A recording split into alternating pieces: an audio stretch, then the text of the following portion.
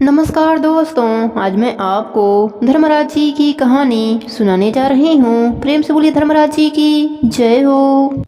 एक समय की बात है, एक गांव में सोहन नाम का एक व्यक्ति रहता था। सोहन के माता पिता, पत्नी और बच्चे भी थे, लेकिन एक एक करके वह सभी किसी न किसी बीमारी की वजह से मर गए। यह सब सोहन की आंखों के सामने हुआ था। सोहन को अब मौत के नाम से भी बहुत डर लगता था। वह हमेशा इसी डर में रहता था कि मुझे मौत न आ जाए।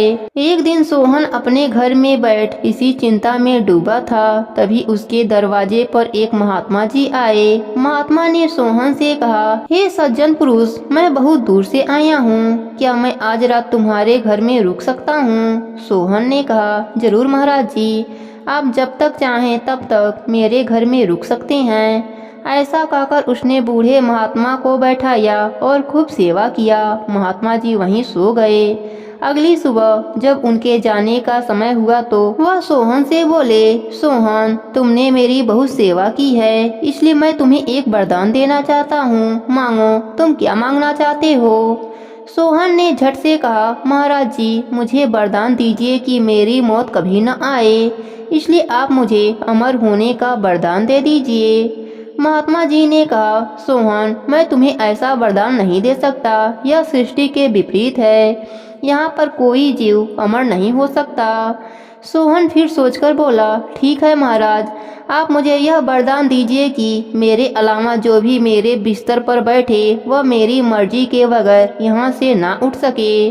महात्मा जी को इस वरदान से कुछ भी गलत नहीं लगा और वह तथास्तु कहकर वहाँ से चले गए। वरदान पाकर सोहन बहुत खुश हुआ। ऐसे ही कुछ साल बीत गए। एक दिन जब सोहन सोने के लिए जा रहा था, तभी यमराज जी उसे लेने आ गए। यमराज को देखकर सोहन बहुत डर गया। फिर उसने अपने बिस्तर की तरफ देखा तो उसे महात्मा जी द्वारा दिए गए वरदान की बात याद आई। वह खड़ा होकर यमराज जी से बोला, ठीक है प्रभु, पर आप पहली बार मेरे घर आए हैं, एक बार मुझे अपनी सेवा का मौका दीजिए। मैंने अभी अभी बिस्तर बिछाई है, इस पर थोड़ी देर आराम कर लीजिए, फिर आप जहाँ कहेंगे मैं चलूँगा। यमराज को इसमें कुछ भी गलत नहीं लगा। वह आकर उस बिस्तर पर बैठ गए। उनके बैठते ही सोहन खुश होकर बोला, यमराज जी, अब आप मुझे इस धरती से लेकर नहीं जा सकते। मुझे क्या, अब तो आप कहीं नहीं जा सकते। यमराज जी बोले, यह तुम क्या बोल रहे हो? सोहन ने कहा, बहुत साल पहले एक महात्मा ने वरदान दिया था कि मेरे अलावा जो भी इस बिस्तर पर बैठेगा वह मेरी मर्जी के बगैर इससे उठ नहीं पाएगा। इसलिए आज से न आप इस बिस्तर से उठेंगे और न किसी को अपने साथ ले जा पाएंगे। यमराज जी बोले, सोहन, मुझे यहाँ से उठने दो, मैं उठूंगा नहीं तो मेरा काम कौन करेगा और सृष्टि का संतुलन बिगड़ जाएगा। सोहन ने कहा, आज से मैं खुद को और लोगों को मरने से बचा रहा हूँ। यह कहकर सोहन ने कमरे का दरवाजा बंद कर दिया। सोहन वहाँ से चलकर अपने खेत में गया और कहने लगा, मैंने मृत्यु के भगवान को कैद कर लिया है, अब मुझे मौत से डरने की कोई जरूरत नहीं।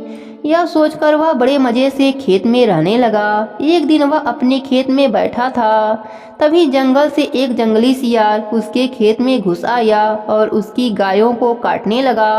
सोहन ने उसे देखा तो वह लाठी लेकर उसे मारने दौड़ा और उसे डंडे से मारने लगा, लेकिन उसके बहुत मारने पर भी सियार नहीं मरा। जैसे ही वह सियार को डंडा मारता, सियार जमीन पर गिर जाता, लेकिन फिर अगले ही पल खड़ा होकर उसे मारने के लिए कूदने लगता। ऐसा बहुत देर तक चलता रहा और आखिरकार सोहन का डंडा टूट गया। सोहन ने कहा, हे प्रभु, यह सियार मुझे मार तो नहीं सकता, पर यह मुझे काटेगा तो बहुत दर्द होगा। यह सोचकर वह भाग खड़ा हुआ। सियार भी उसके पीछे पीछे भागने लगा। भागते भागते सोहन ने देखा कि जंगल के सभी जानवर गांव में घुस आए हैं और लोग उनके डर से यहाँ वहाँ भाग रहे हैं। सोहन जल्दी से अपने घर के अंदर गया। यमराज जी ने कहा, अगर मैं अपना काम नहीं करूँगा तो सृष्टि का संतुलन बिगड़ जाएगा। सोहन ने कहा, आप क्या कहना चाहते हैं? यमराज जी ने कहा, कोई भी जीव जंतु या इंसान अमर नहीं हो सकता। सबको एक दिन मरना ही पड़ता है। जीवन और मृत्यु संसार का नियम है। अगर मैं किसी को ना मारूं तो दुनिया बड़े बड़े जानवरों, सांपों, मछलियों और इंसानों से भर जाएगा और सब तरह हाहाकार मच जाएगा। पक्षियों, कीड़े मकोड़े, जानवरों और मनुष्यों को मारकर मैं यह संतुलन बनाए रखता हूँ। सोहन यमराज की बात समझ गया। वह हाथ जोड़कर यमराज जी से बोला, प्रभु मुझे माफ कर दीजिए। कृपया आप इस बिस्तर से उठिए और मुझे अपने साथ ले चलिए। मैं समझ गया हूँ कि जो भी इस दुनिया में आता है उसे समय आने पर यहाँ से जाना ही पड़ता है। जिसे मौत से डर लगता था आज उसे जीवन और मृत्यु का महत्व समझ में आ गया था। प्रेम से बोलिए धर्मराज जी की जय हो।